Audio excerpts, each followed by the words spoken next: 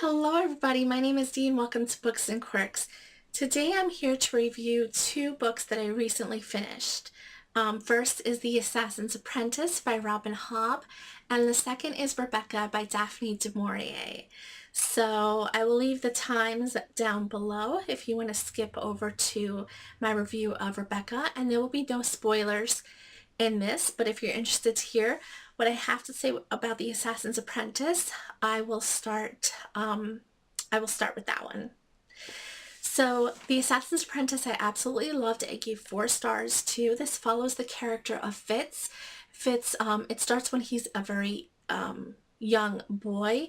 Fitz is the bastard child of Prince Chivalry in the kingdom, and he is sort of sent as a baby to be brought up by the gruff kind of stableman.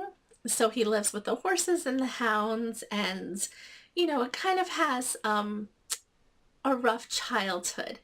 Baruch, I think is his name, I can't remember, but is the name of the stableman.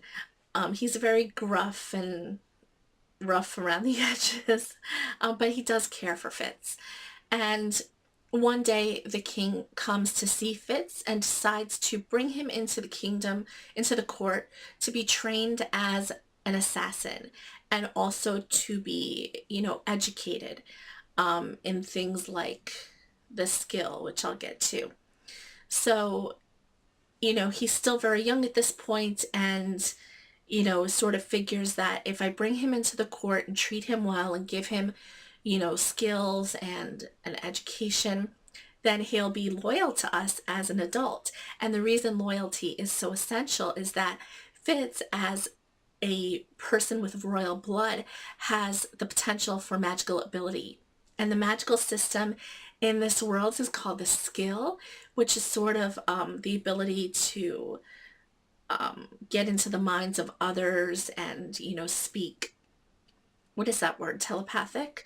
I think it's telepathic, where you're able to speak without words and you're able to speak over long distances. So it's very good in war, where the general is able to, send messages to his soldiers.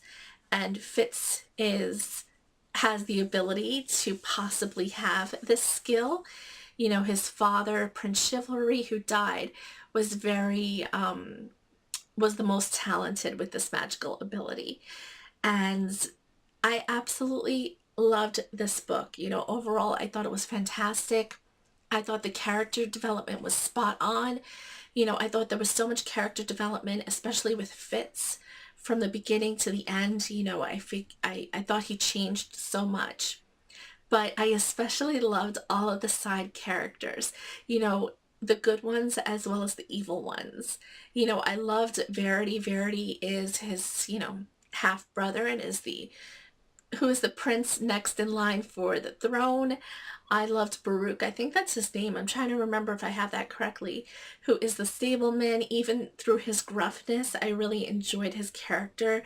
Shade is the person who is training Fitz to be an assassin. I really loved his character. And, it's just so many good characters, and I really thought they were all fleshed out very, very well. My one criticism of this book is that it went very slow, painfully slow. I mean, most of the book revolved around Fitz's training. So, it wasn't action-packed by any means. And I really thought that this book went just draggingly slow. But, I sort of resigned myself to that fact when I was about halfway through. I really could only read about 30 pages of this book a day before I put it down for other things, because of the fact that it went so slow. And I thought that was a really good pace. And I think for all of Robin Hobb's books going forward, I'm going to have to do that. I'm going to have to read it slow over the course of 2 to 3 weeks. And I think that works really well. So yeah, those are my thoughts on The Assassin's Apprentice. I am eager to pick up the second book and start that right away. So now I'm going to move into the second book, which is Rebecca.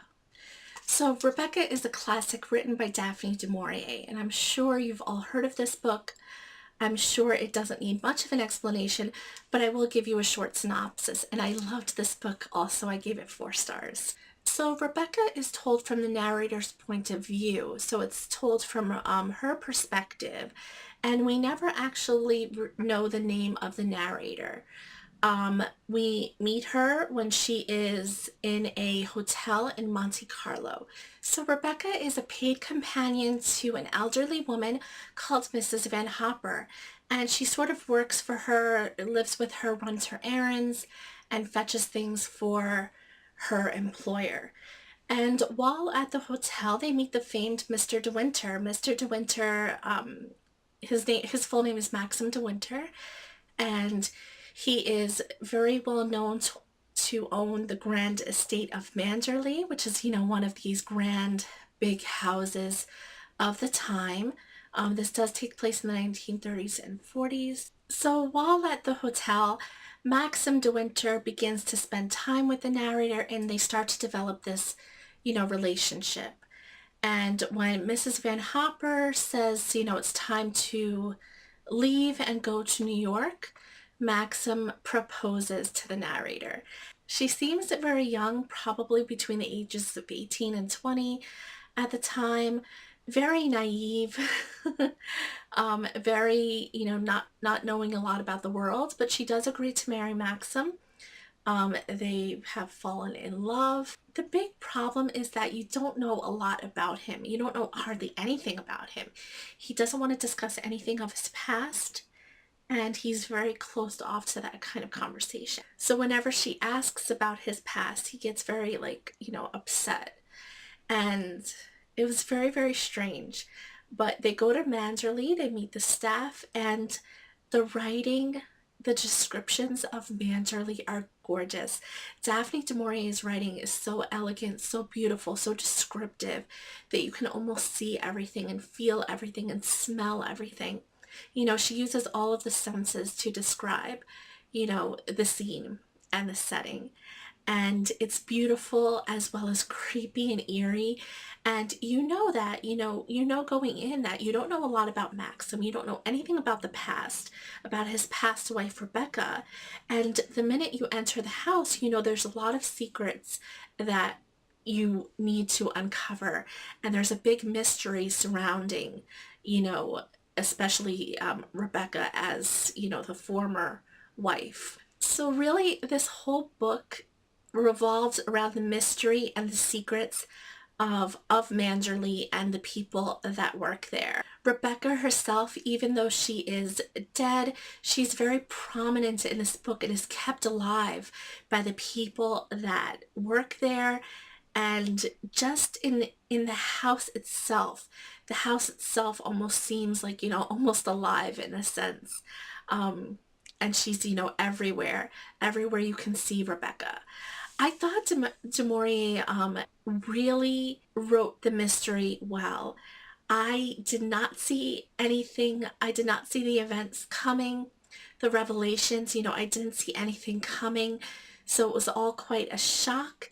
And, I thought DuMaurier, the fact that she didn't give the narrator a name, that you never knew the name, was brilliant because it also further diminished her in the, in comparison to, Rebecca, the grand lady that lived there before. So I only really had 2 criticisms for this book, which is why I gave it 4 stars instead of 5.